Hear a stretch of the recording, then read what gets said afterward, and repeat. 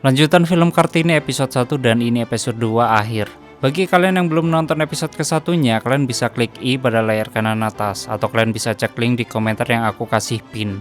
Dan intro. Telah banyak yang bertumpah, ribuan darah, dan telah banyak yang melayang, jutaan jiwa, hanya demi terwujudnya kemerdekaan bangsa, hanya demi terciptanya satu kata merdeka. Semangat yang begitu membara para pejuang telah menciptakan Indonesia satu yang Jadi ketika Kartini tiba di tempat ukiran, ketika Pak Singrawiryo melihat gambar ukiran itu, mereka menolak mengukirnya karena mereka takut mengukir wayang. Namun Kartini mencoba menenangkan Pak Singrawiryo bahwa corak yang dia buat sudah sangat bagus dan unik dan bisa membuat pesanan ukiran di desa ini semakin banyak. Tapi tetap Pak Singrawiryo masih saja takut dengan kutukan yang diberikan Tuhan. Ketika mendengar itu, Busana pun tertawa karena menganggap hal itu sebuah lelucon. Ya wes aku sing nanggung dosane, Pak. Akhirnya Bupati Sosroningrat turun tangan untuk meyakinkan Pak Singowiryo untuk membuat ukiran tersebut. Pak Singowiryo pun langsung menuruti perintah Kartini, karena perintah Kartini sama saja perintah dari Bupati Sosroningrat.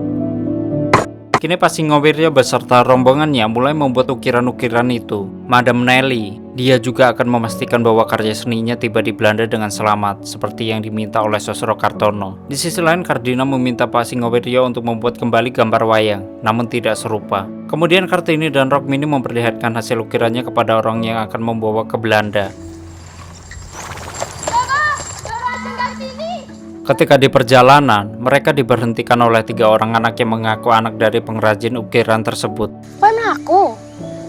Aduh lho kui. Ketika anak itu berterima kasih kepada Kartini, Kardina, dan Rokmini bahwa sekarang orang tuanya mendapat pesanan ukiran yang begitu banyak. Kemudian mereka berencana tidak akan menikah karena mereka sudah bisa membantu orang lain tanpa bantuan suami. Tak berselang lama, datanglah Kartini yang membawa surat iklan untuk mendapat rekomendasi dari negara Belanda. Kardina dan Rokmini pun setuju dengan surat yang dibuat oleh Kartini. Dan Kartini juga akan meminta bantuan Mr. Horst agar bisa membantunya mengirim surat tersebut. Masuk. Di sisi lain, Ngasira disuruh untuk menemui Raden Ajeng Muram. Wonten menapa Dorayu? Muram berkata bahwa dia akan bertindak keras kepada anak-anaknya Ngasirah, yaitu Kartini dan Kardina. Ngasirah pun setuju, namun dia mempunyai penjelasan bahwa selama ini Raden Salman juga sudah keras kepada mereka, dan mereka bersikap begitu karena Bupati Sosroningrat yang memberikan kelonggaran.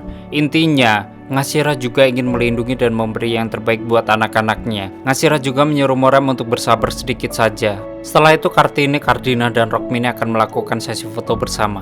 Tak berselang lama Kardina memberitahu Kartini bahwa mereka mendapat surat balasan dari Mr. Stella Sehendeler. Ketika membaca surat tersebut, Kartini seperti berada di Belanda dan bertemu langsung kepada Mr. Stella. Stella?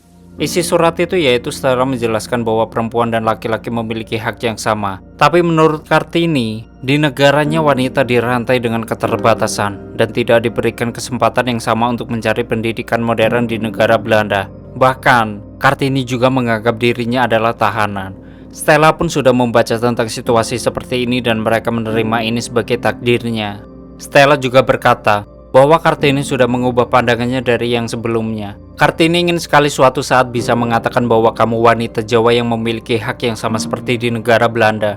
Di sini Stella senang berteman dengan Kartini dan semoga pertemanan akan menjadi lebih baik. Kemudian Kartini mulai menuliskan identitas para penduduk yang akan diajarinya. Para penduduk rata-rata pada nikah di usia yang terbilang belum cukup dewasa atau masih di bawah umur. Lalu Kartini memberitahu kepada Mr. Abandon apa yang dipikirkan wanita Jawa tentang kehidupan, yaitu mereka hidup hanya untuk menikah dan tidak keberatan jika menjadi istri kedua. Kemudian Kardina dan Rokmini menulis tulisan yang dibutuhkan untuk mengajar anak-anak di desa. Setelah itu mereka juga mempersiapkan papan tulis dan kapur untuk menulis. Kita hari ini akan sinau bareng-bareng. Kini belajar mengajar akan segera dimulai dan pelajaran pertama yaitu aksara Belanda. Bahkan para anak-anak juga akan belajar menulis aksara tersebut. Sing apik tulisane. Lalu Kartini, Kardina, dan Rokmini mereka menghibur diri dengan bermain di pinggir pantai. Setelah itu Bupati Sosroningrat kedatangan Bupati Hadiningrat beserta keluarganya. Di saat yang bersamaan Rokmini dan Kardina mengetahuinya, yang kemudian Rokmini memberitahu Kartini. Ono Romo Hadiningrat sak keluarga. Dimas, disambi Dimas. Bupati Hadiningrat mengingatkan Bupati Sosroningrat dengan Bupati Tegal yaitu Bupati Aryo Raksono Negoro yang menjabat Bupati Tegal saat ini. Tak berselang lama, Bupati Aryo Raksono Negoro pun datang bersama keluarganya. Anak yang akan dinikahinya yaitu bernama Haryono. Haryono menjabat pati di Pemalang. Mereka datang untuk menagih janji Bupati Sosroningrat untuk menikahkan Kardina dengan Haryono. Bismillahirrohmanirrohim. Malamnya mereka menghadiri pengajian keluarga yang diadakan oleh Bupati Sosroningrat. Di sela-sela pengajian, Haryono memandangi Kardina seolah-olah ingin segera menikahi Kardina. Maliki yaumiddin. Sedangkan Ustadz, dia menjelaskan apa arti dari surat Al-Fatihah. Lalu Kardina yang merasa risih, Kardina mengajak Kartini untuk masuk ke kamar. Namun karena Kartini menolaknya, Kardina pun masuk ke kamar sendirian. Kartini yang penasaran kepada Ustadz tersebut, dia bertanya kepada buliknya. Ustadz tersebut bernama Kiai Soleh Dara dari Awus Bay. Setelah selesai, Kartini pun menemui Pak Ustadz dan bertanya tentang ayat Al-Quran yang menjelaskan tentang ilmu. Menurut Ustadz, ayat yang menjelaskan tentang ilmu adalah surat Al-Ahlaq. Apakah dijelaskan membaca itu hanya untuk laki-laki? Lalu Ustadz menjelaskan, Semua manusia diwajibkan untuk membaca. dan Kartini menyuruh Pak Ustadz untuk menerjemahkan ayat-ayat Al-Quran dan menjadikannya sebuah buku. Yang nyatanya Pak Ustadz sedang melakukan hal seperti itu. Namun masalahnya, sebagian dari umat Islam hanya ingin membaca dengan bahasa Arab tanpa mengetahui artinya. Lalu Kartini ingin mengetahui lebih dalam lagi tentang makna Al-Quran. Kemudian Pak Ustadz pamit pulang dari istana. Di sisi lain, Bupati Sosroningrat mendapat surat dari Patih Pemalang. Menika serat saking Patih Pemalang. Lalu Kardina menemui Bupati Sosroningrat untuk meminta maaf agar perjodohan ini tidak terjadi. Namun janji adalah hutang yang harus dibayar. Bupati Sosroningrat tidak bisa menolak perjanjian itu. Kartini yang melihat hal itu pun juga tidak bisa berbuat apa-apa. Setelah itu, Kardina frustasi dan berniat ingin bunuh diri. Namun Rokmini dan Kartini mencoba menenangkannya. Keesokannya, acara pernikahan Kardina dan Haryono pun dilaksanakan. Para keluarga dan tamu undangan tengah asik mendengar alunan musik gamelan.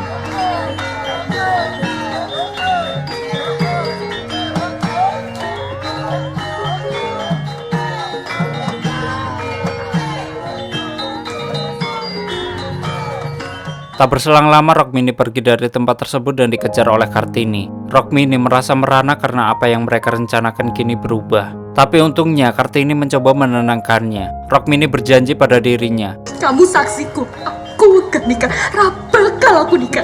Setelah itu ketika Kartini dan Rokmini tengah tertidur, Raden Ajeng Morem membuka paksa pintu kamar mereka, lalu membawa Rokmini untuk pindah kamar. Ayo, Bu.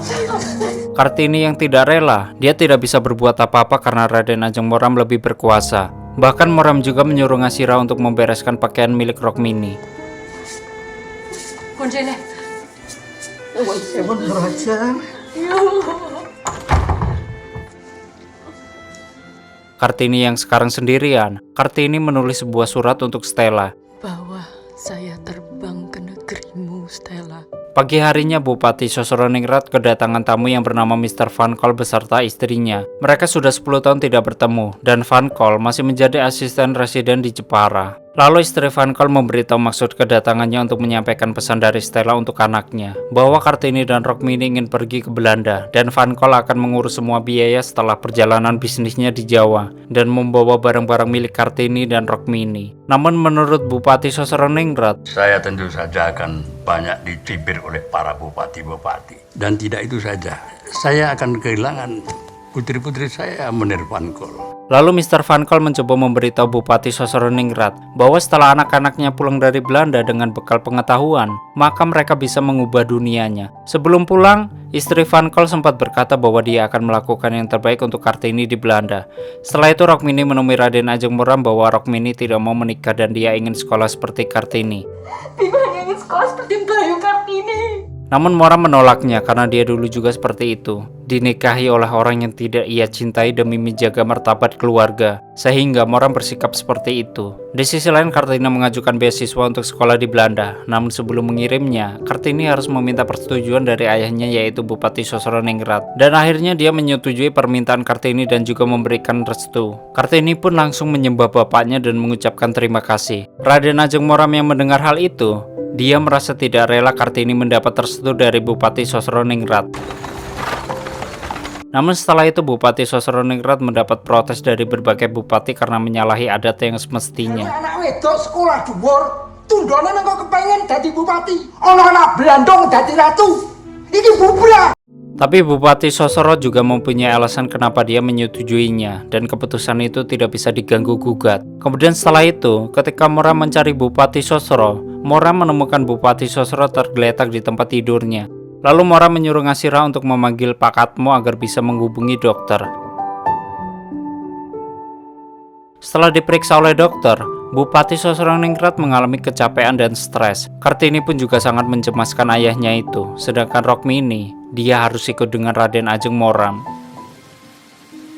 Setelah beberapa hari, Pak Atmo mendapat surat dari Rembang yang akan diberikan kepada Moram. Lalu Slamet memberitahu Ngasira bahwa ada lamaran dari Rembang.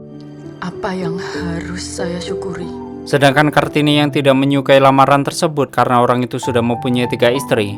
Moram terus menekan karena Kartini dilamar oleh seorang bupati, dan Kartini akan tetap menunggu jawaban proposalnya dari negara Belanda. Moram menganggap proposalnya belum tentu disetujui, bahkan ditolak, dan lamaran ini harus Kartini jawab dalam waktu 3 hari. Tapi Kartini tetap kekeh dengan pilihannya karena dia tidak ingin membuat kecewa ayahnya. Kartini. Kartini! Ketika Moram ingin memaksa Kartini, Slamet ingin mencoba membujuk Kartini kembali. Slamet berkata kepada Kartini, Kamu bisa toh nyuwun Romo membatalkan proposal itu. Kula mboten purun, Mas. Namun sayangnya Kartini tidak mau. Moram yang geram lalu mengurung Kartini kembali dan menutup jendelanya.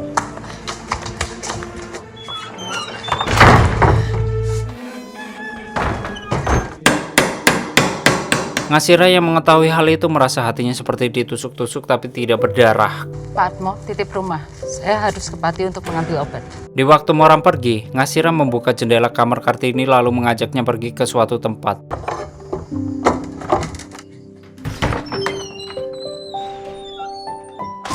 Di pinggir danau, Ngasira menceritakan bahwa dulu Ngasira dipaksa nikah oleh Bupati Sosroningrat. Awalnya Sosro tidak tega karena Ngasira tidak mau, namun akhirnya Ngasira pun ikhlas demi masa depan anak-anaknya. Aku ikhlas, Kang Mas. Ini semua demi masa depan anak-anak. Dan Sosro pun mau kentu dengan Ngasira. Kemudian Ngasira bertanya kepada Kartini, Ilmu apa yang sudah kamu pelajari dari aksara Londo? Kartini pun dia menyebutkan kebebasan. Kebebasan, Bu. Dan apa yang tidak ada di dalam aksara Londo? Namun Kartini tidak tahu apa yang tidak ada dari aksara Belanda. Kemudian Ngasira memberitahu, yang tidak ada dari aksara Belanda adalah Bakti. Lalu Ngasira kembali memberitahu huruf-huruf Belanda. Dan ada salah satu huruf yang dipangku. Ngasira mengistilahkan manusia ketika dipangku maka hatinya akan tenteram karena keseimbangannya terjaga. Sepintar-pintarnya orang-orang Belanda menguasai dunianya, mereka tidak akan pernah mengenal pangku. Selama ini, Ngasira menerima dipisahkan dari anak-anaknya karena ini merupakan bakti Ngasira kepada Bupati Sosroningrat. Lalu harapan Ngasira, anak-anaknya bisa sekolah dan derajatnya lebih tinggi dari ibunya. Apa kowe wis siap? Kula saka. Setelah itu Kartini menerima lamaran Adipati Joyodiningrat dari Rembang, namun Kartini mempunyai 4 syarat. Apa meneh? Yaitu yang pertama, Kartini tidak mau membasuh kaki Adipati Joyodiningrat. Yang kedua, Kartini tidak mau dibebani dengan perantara sopan santun yang rumit dan ingin diperlakukan seperti orang biasa. Ketika ingin melanjutkan, Moram menghentikannya dan tidak menyetujuinya karena menurutnya Kartini hanya mementingkan dirinya saja.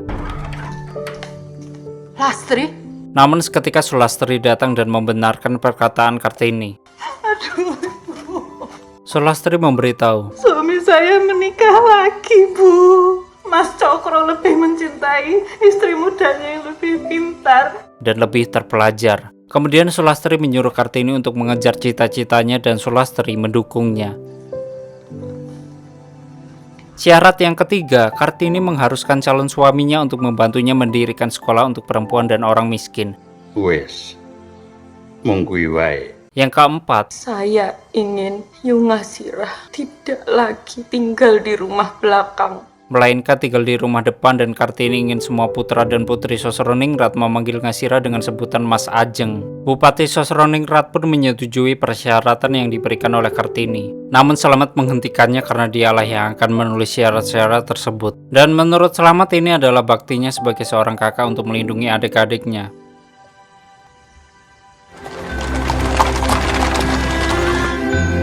Setelah itu Adipati mendatangi Bupati Sosroningrat untuk bertemu dengan Kartini. Kartini yang tidak mengetahuinya kemudian bertanya kepada pembantunya. Lalu pembantunya memberitahu. Enten ngajeng kathah rombongan saking Rembang. Adipati bertanya kepada Kartini. Diajeng sing nulis syarat-syarat pernikahan itu. Dan Kartini menjawab. Leres, Kang Mas. Jika Adipati keberatan dengan syarat tersebut, Kartini menyuruhnya untuk tidak memperpanjang masalah ini menjadi permusuhan antar keluarga. Untung saja Adipati mengerti perasaan Kartini yang menurutnya Kartini belum mengenalnya. Kemudian maksud kedatangan Adipati ke sini untuk menjelaskan semuanya karena tidak bisa dijelaskan melalui surat. Adipati memberi sebuah map yang berisi foto Kartini dan juga artikelnya. Adipati menjelaskan bahwa istrinya lah yang mengumpulkan semua itu. Dia sangat memuja-muja. Dari dulu juga dia ingin membawa anak-anak untuk menemui Kartini. Tapi dia keburu sakit dan meninggal. Lalu Adipati pun menyetujui persyaratan tersebut.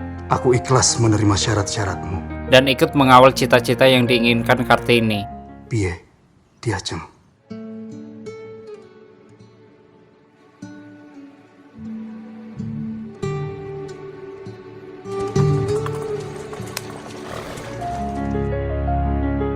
Setelah itu mereka pun menikah dan dihadiri oleh para menir-menir. Mereka juga saling melempar jumrah dan itu tandanya mereka sudah resmi menikah. Kemudian Kartini meminta restu dan pamit kepada Ibu Ngasirah karena akan menjadi Raden Ayu. Ini nyuwun pamit nggih.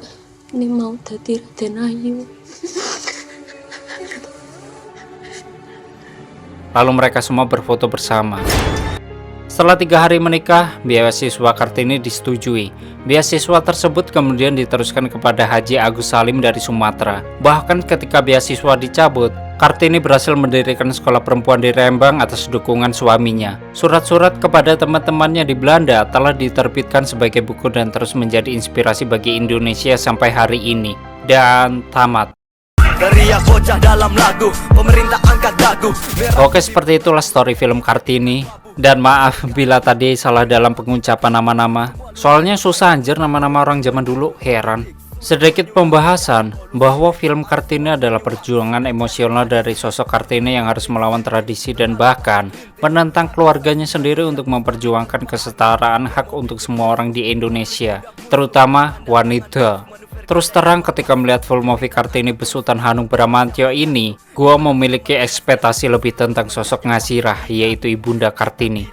Dalam beberapa referensi yang saya baca dan membuat story film ini amat begitu detail, sosok Ngasirah benar-benar sangat menginspirasi. Namun ketika menonton, gua nggak cuma mendapatkan kisah Ngasirah yang lebih lengkap, namun juga orang-orang yang menginspirasi Kartini diungkapkan semua. Dengan pendekatan historical, Kartini menjadi film yang sukses memberi gambaran bagaimana Kartini tergerak oleh buku dan tulisan. Bagaimana Kartini mencoba keluar dari keterbatasan adat yang membelenggungnya. Juga bagaimana Kartini membagi pemikirannya dari orang terdekat hingga ke masyarakat. Bukan perkara mudah tentu bagi Hanung untuk merangkum kisah hidup Kartini. Apalagi dari berbagai sudut pandang ditampilkan dengan elok. Buat acting, udah nggak usah dipertanyakan lagi. Karena semua yang terlibat di film Kartini adalah kalangan aktor atas. Bahkan peran kecil pun dilakukan dengan sepenuh hati. Setiap detail film Kartini bisa memanjakan mata, telinga, juga hati. Jadi seperti itulah sedikit pembahasannya. Terima kasih sudah nyimak video ini sampai habis. Terus support channel ini dengan menekan like, subscribe, dan share ke alam semesta. And stay on this my channel. Jangan kemana-mana, sampai ketemu lagi di video selanjutnya. Bye-bye.